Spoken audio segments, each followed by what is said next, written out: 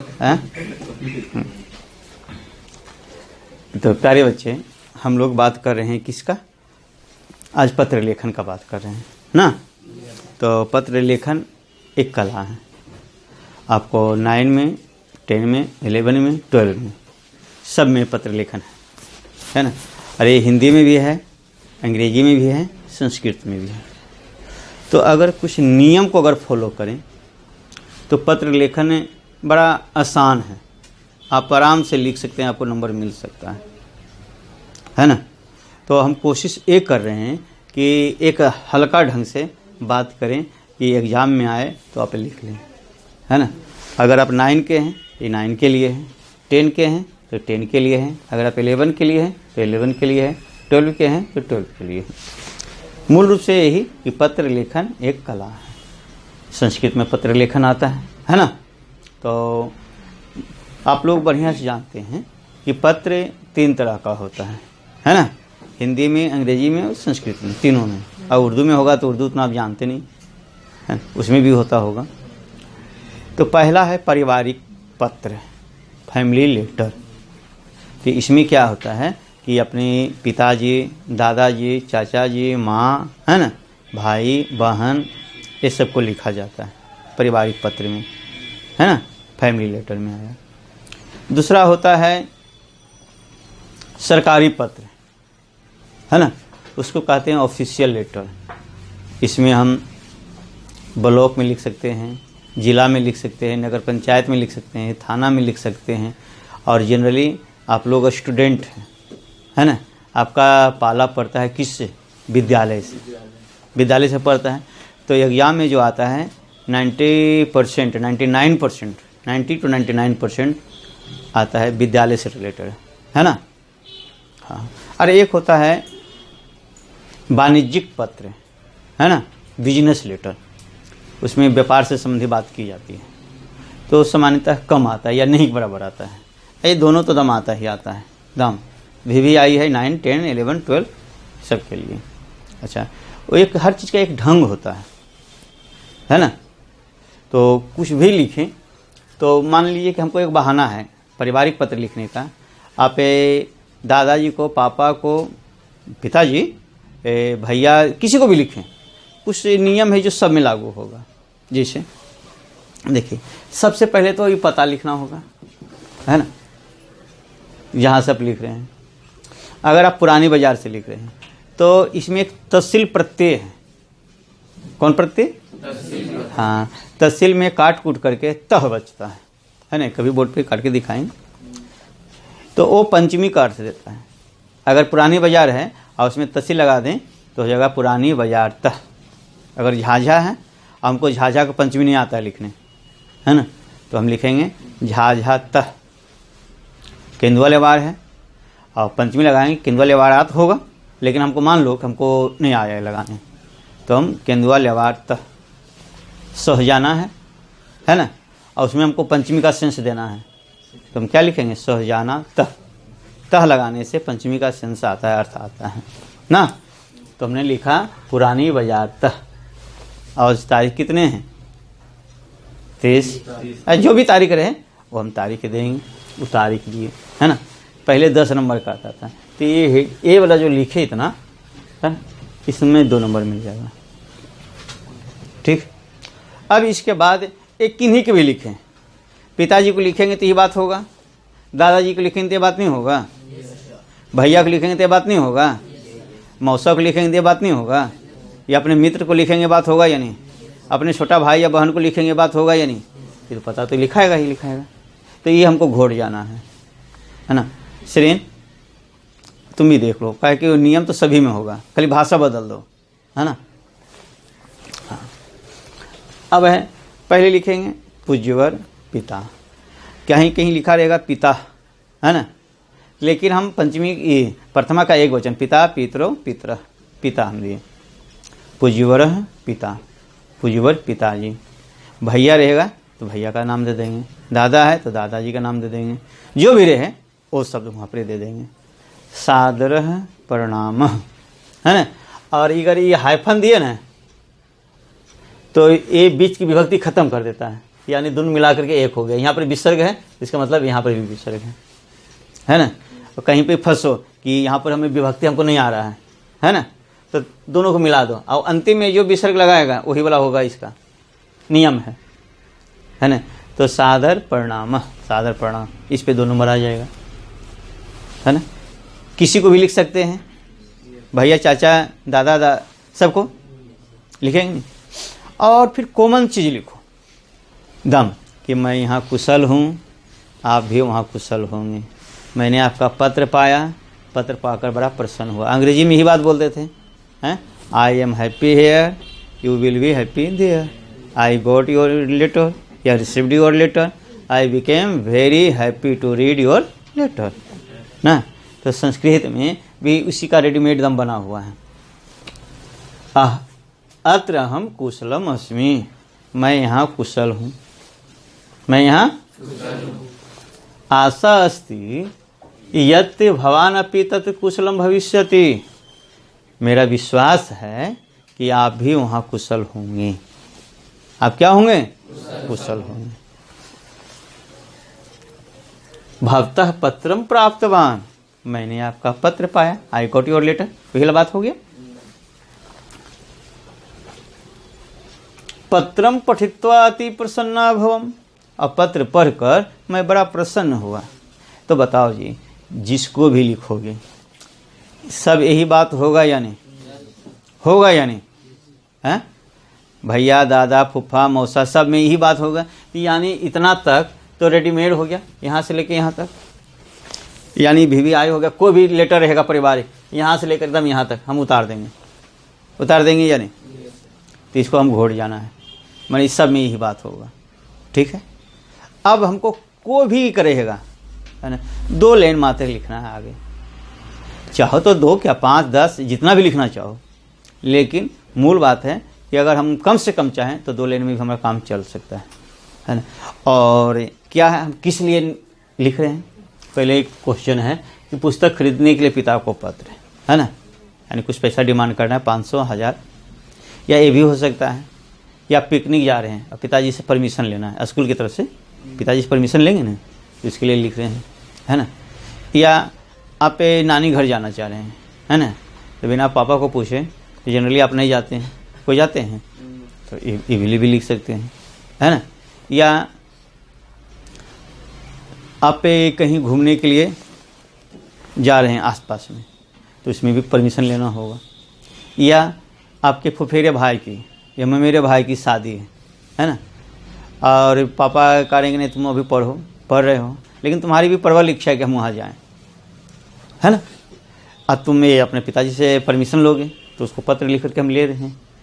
तो इसके लिए भी जो भी बात रहेगा यहाँ पर हम बीच वाला में देंगे, बस 2 लाइन में। तो चूंकि हमको बहाना है, हमको पर कुछ पे तो बोलना है, कुछ पे तो हमको लिखना है, तो हम लिख रहे हैं कि हमारे पास किताब नहीं है, इसके लिए कुछ पैसा देना चाहिए, है ना, है ना।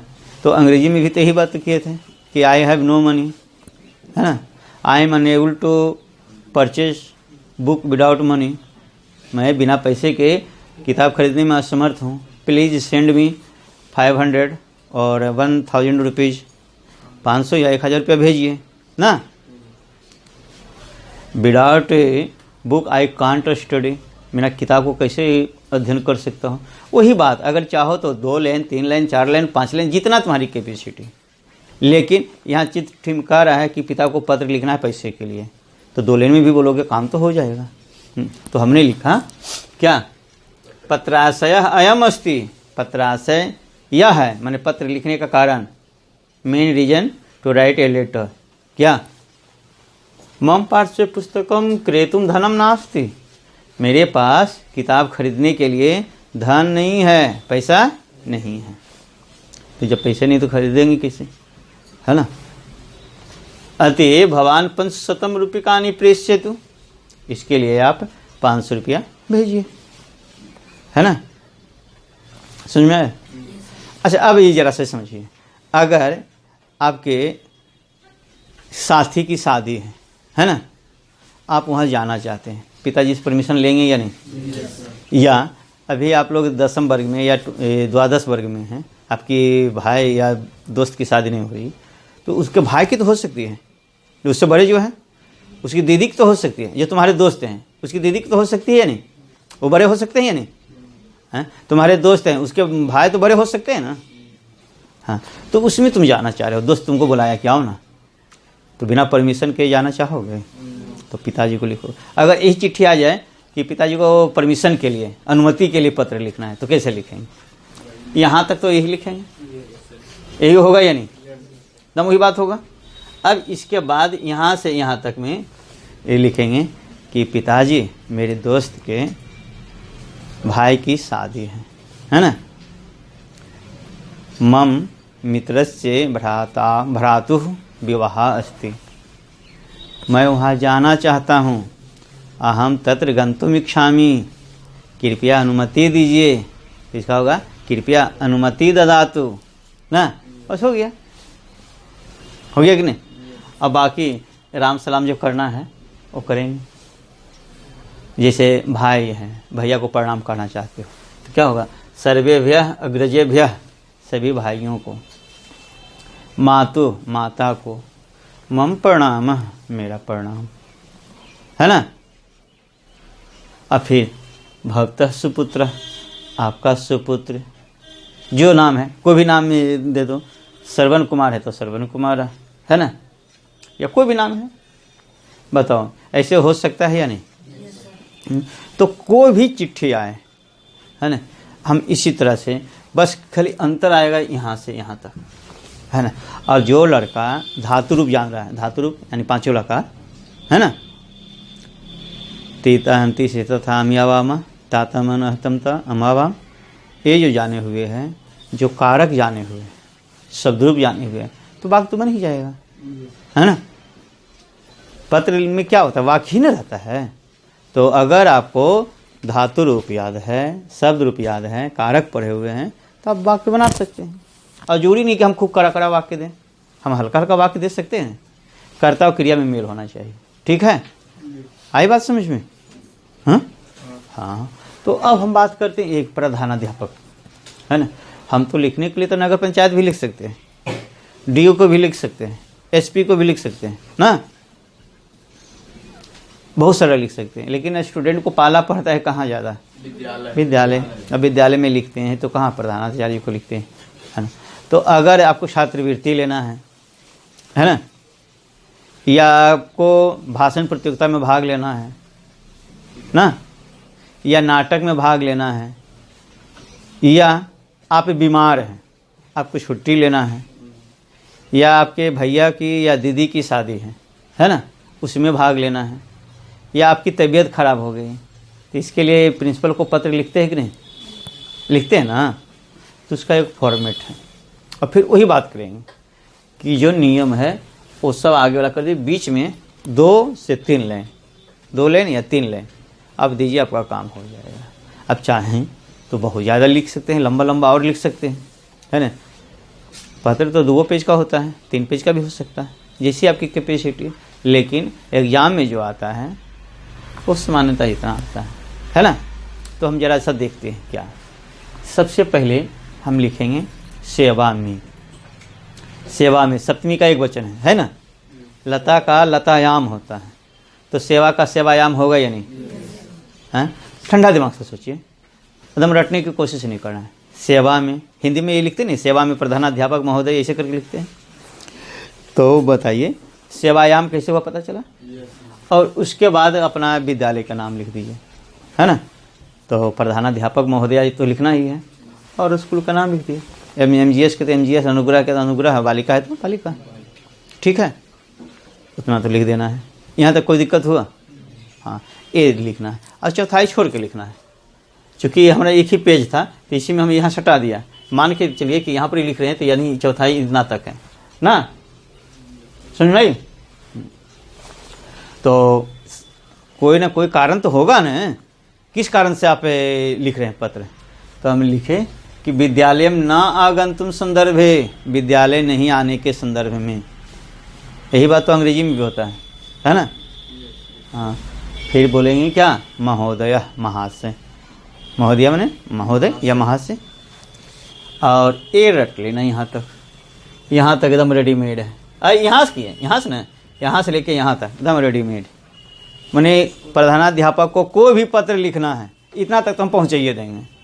क्या साविनयम निवेदनम अस्ति, अंग्रेजी में लिखते नहीं, I beg to state that, है ना, वही बात है कि साविनयम निवेदनम अस्ति। साविनय निवेदन है, यत मन होता है कि अहम भवता विद्यालय से, अहम मैं आपके विद्यालय के 10वीं वर्ग से छात्र अस्मि, 10वीं वर्ग का छात्र हूँ। अगर 9 का रहेगा तो 9वीं वर्ग से होगा या नहीं, और 11वीं का है तो 11 वर्ग से होगा या नहीं, 12वीं का है 12 वर्ग से होगा या नहीं।